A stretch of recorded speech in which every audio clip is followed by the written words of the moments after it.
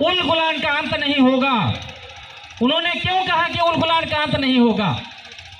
उनको तभी पता चल गया था कि अंग्रेजों के जाने के बाद भी इस देश में, इस राज्य में, हमारे धरती पर, मुंडा दिसुम में आदिवासियों का, मुंडाओं का जमीन जो है कि लूटा जाएगा दिकुओं के द्वारा।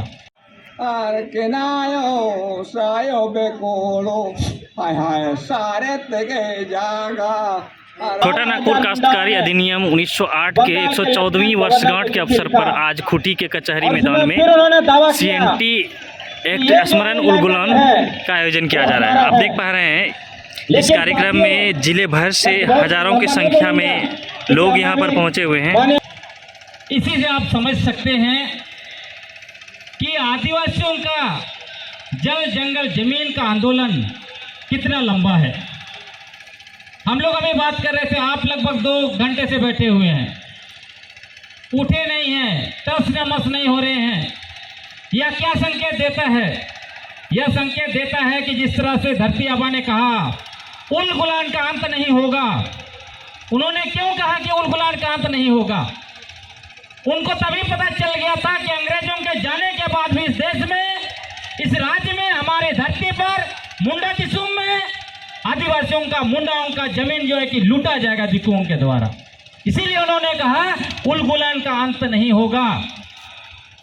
बहुत सारे लोग विगत दिनों, विगत वर्षों आपने सुना होगा कई राजनीतिक नेताओं का वक्तव्य, मैं उनका नाम नहीं लेना चाहूंगा, लेकिन उन्होंने CNT एक्ट पर हमला किया, कहा कि ये अंग्रेजों की देन है, ये जो है कि ये गुलामी का प्रतीक है, इसको जो है कि खत्म कर देना चाहिए।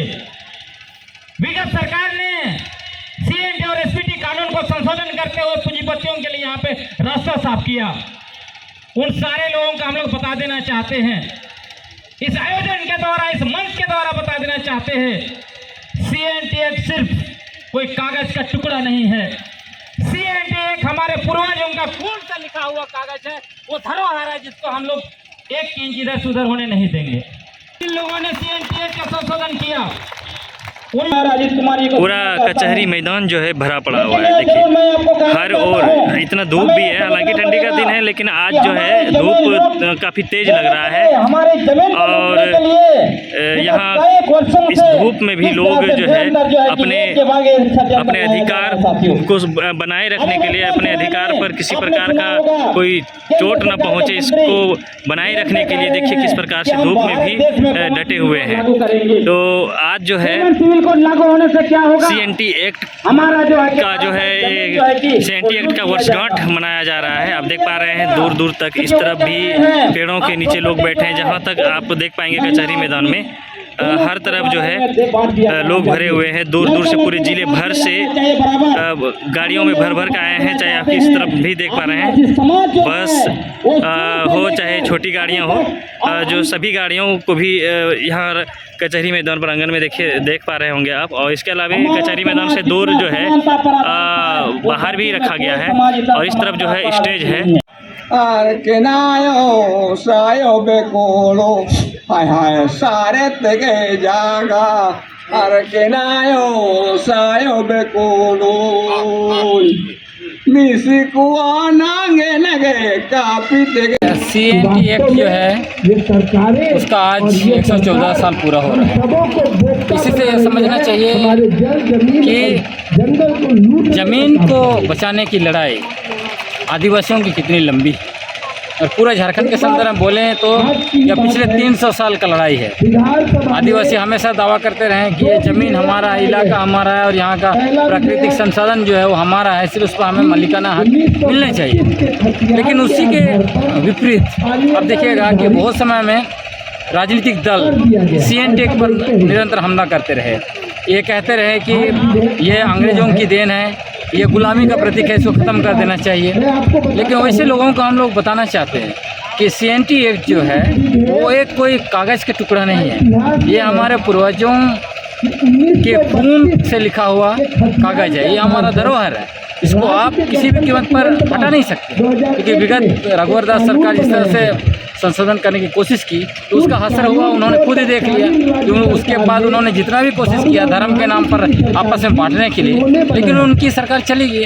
इसलिए सरकारों को जो भी पूंजीपतियों से पैसा लेकर चुनाव लड़ते हैं और बोलते हैं कि आदिवासियों का ज़मीन का सुरक्षा करेंगे, लेकिन अंततः वही करते हैं जो पूंजीपतियों के लिए जल जंगल ज़मीन को देने का, प्राकृतिक संसाधन को देने का रोज रास्ता खोलते हैं। उनको समझना चाहिए कि CNT एक्ट जो है वो आदिवासी लोग किसी भी कीमत पर उसको जाने नहीं देंगे। और आज जब देखिए देश में मोदी सरकार, उनके मंत्री बार बार कह रहे हैं कि हम कॉमन सिविल कोड लाएंगे, तो ये कॉमन सिविल कोड से क्या है कि आदिवासियों का जमीन, इलाका और प्राकृतिक संसाधन ऊपर बहुत बड़ा खतरा मंडरा रहा है। उसमें क्या होगा, वो कह रहे कि लड़का लड़की को जो है कि ज़मीन पर बराबर का हक देना है, प्रॉपर्टी।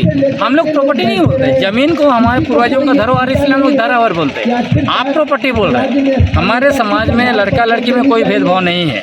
तो मैं कहता हूँ कि आदिवासी समाज देश में समानता के मामले में जितना अच्छा है, दिखा दे कि कोई समाज है, उसके बावजूद अगर आज आदिवासियों को समानता सिखाया जाएगा तो ये तो बड़ा मतलब बेतुकी बात होगी। भाई हमारे यहाँ महिला ज़मीन तो किसी का होता नहीं है, वो पुरुषों के नाम से कागज दिया गया है ना, पट्टा उन्होंने दिया।